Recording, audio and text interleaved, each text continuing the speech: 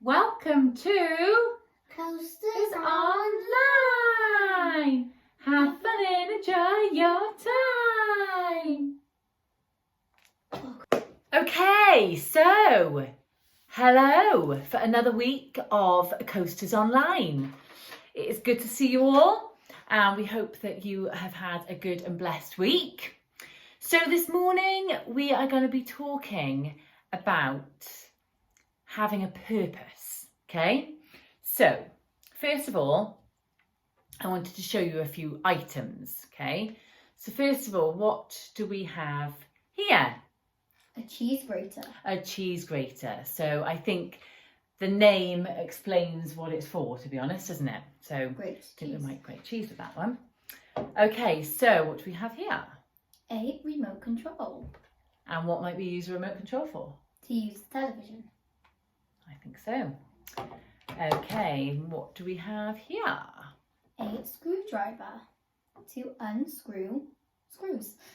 Or screw them on. Screw them on, yes. There we go. Very handy to have in the house. Oh, what might this be? A fork. What might we use a fork for? Eating. Lovely. Jubbly. And what do we have here? A pen. A pen. And what might we use a pen for? Pen can be used for writing. Oh, it's a daisy. Writing Right. things. Writing things. Yes. So, all of these things have a purpose. They all have a different purpose, don't they? And so you're not going to eat your food with the remote control because that would be a bit weird. And No, we're going to grate cheese with a screwdriver. You could try, It but might it work. wouldn't quite come out quite as well as the grater, would Because it? there's like many. Yeah, they're designed, aren't they? They're designed to serve the purpose that they serve. Okay, fantastic. So, what we're going to be talking about this morning is how each one of us has a gift and a purpose to do important things whilst we're living here on this earth.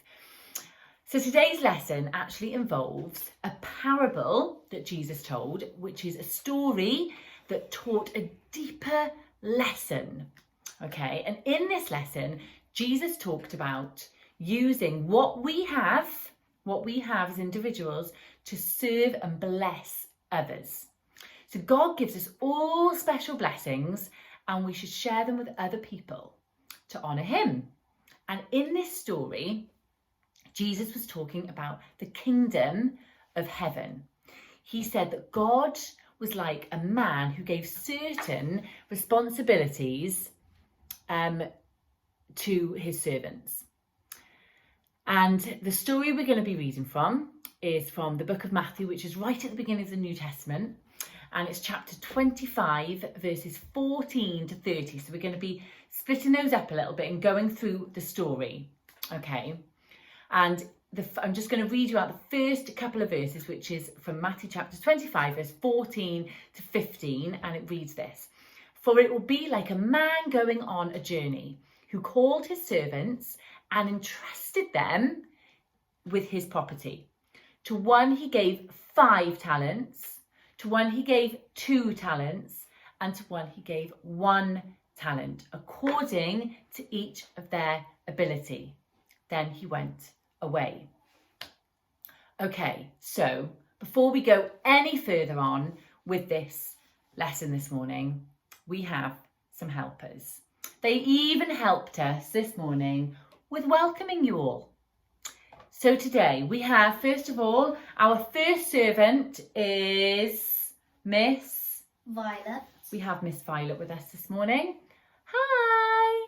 Hi everyone. Nice to be with you today. Okay. And then we have Mr. Pink. Mr. Pink. Hi everybody. Thanks for having me. He's servant number 2. And then we have Bear Grylls. Bear Grylls with us this morning, guys. Good morning, everybody. Hi, it's good to be with you today. And he is servant number 3. Okay, so a talent, what we're talking about this morning, refers to a unit of money. So just like a pound, okay? So we've got a pound coin there, that's a unit of money. Okay, so that's what we're talking about when we talk about the talents this morning, is a unit of money, like a pound. Okay, so this man gave each of his servants different amounts of money. So when we think of talents, we often picture abilities that we might have. And God gives us all our abilities too, doesn't he? He gives us all our gifts and abilities that we might have. And God is so generous with that. And we have unique and special purposes according to what God gives us. So let's see how we're going to do this morning. So we're going to give 5 talents or 5 units of money. So 5 talents, okay? So we've got 5 here, and that is going to Violet. She is servant number 1, and she has her 5 talents here, okay? So servant number 2 has 2 talents.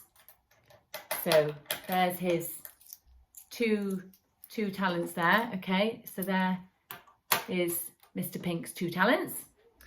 And then our lovely Bear Grylls over here has his 1 talent, okay? 1 unit. So what do you think the owner in the story expected his servants to do with their money? What do you think God expects us to do with our blessings? Whether it's money or whether it's abilities he's given us to do. We can invest our money in things that will gain more or use it to benefit others. We can even put it in a bank and earn a little bit of interest on top of saving it. In the parable, not all men used their talents in the same way. No, they didn't. So he who had received the 5 talents went at once. Off he went. Go on, Violet. Off you went. Off he went. And do you know what he did? He traded with them and he made 5 talents more. Well, Violet, you've done well there. So we've got 1, 2, 3, 4, 5. So we've got 5 more talents. Okay, well done, Violet. 5 more talents here. It's going to go on to the pile there. So also the one, Mr. Pink here, can you remember how many he had? He had 2 talents, so 2 units of money. And he also went off and he came back with 2 talents more. 2 talents more. So he also doubled what he had. Well done, Mr. Pink. Good job. But he who had received the 1 talent, Bear Grylls over here, went and dug in the ground and he hid his master's money. Do some digging, Bear Grylls, that's it. And he went and hid his master's money. Now, after a long time, the master of those servants, he came back. He came back to see what they had done with the money he had given them. And it says that a bit further on in chapter 25, in Matthew chapter 25. And that's the verses between 16 and 19. It says about how the master came back to see what his servants had done with the money. So, while the master was gone, the 3 servants were busy. At least some of them were. A couple of them managed to make more money, or at last break, even selling and buying things. But one man decided he would bury his money instead. This was a practice people in those days might have used often, actually protecting their wealth by hiding it and hoping that nobody would find it.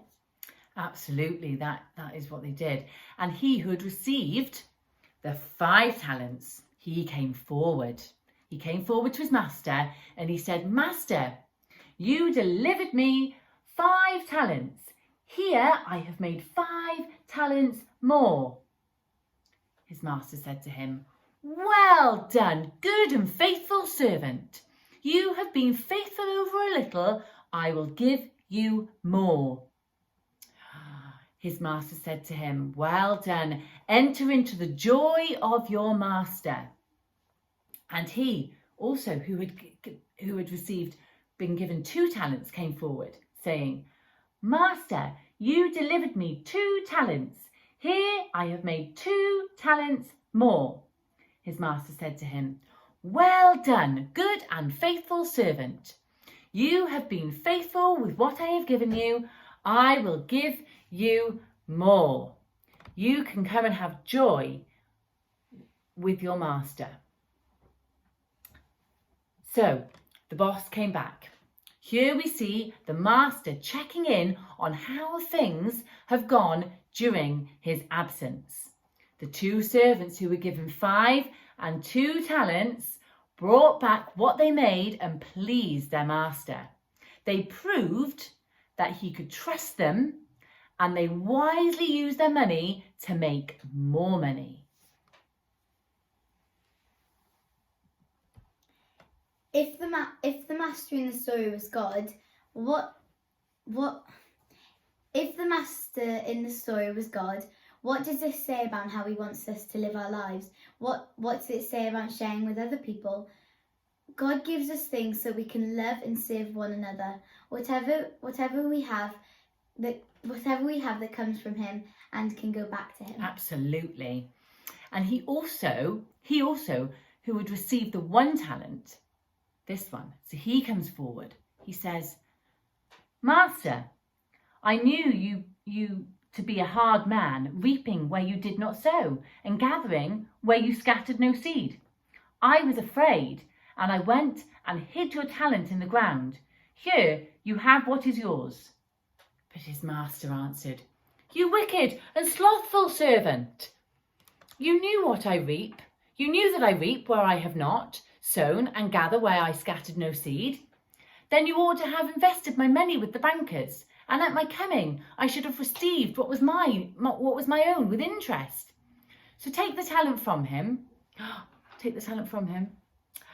and give it to, and it will be given to him who made more." So there we go, it's given unto him. "For to everyone who has will more be given, and he will have an abundance. But from the one who was not, even what he has will be taken away." And it says that in the verses following in chapter 25 of Matthew. That does seem a little bit harsh, doesn't it? It seems a little harsh. Well, one problem was that the servant didn't trust his master. He thought the master was a cruel and wicked man and tried to hide the money so even the master wouldn't take it away. So the intention of the master was not to hurt his servants, but it was to bless them with more. He wanted to bless them with more. He was happy to bless the wise servants with more. But the man who hid the money was almost rejecting the gift. Sometimes we can do this to God. We act like he is watching us and waiting for us to mess up, hoping to punish, but God wants to bless us. He sometimes has to discipline us when we disobey, but that isn't what he wants. He gives us all that we have so that we can use it well when we use our time, money, and abilities to do positive things that show we appreciate them. If God made you a great musician, you don't want to keep that to yourself, but to use your talent in ways that help others and serve him.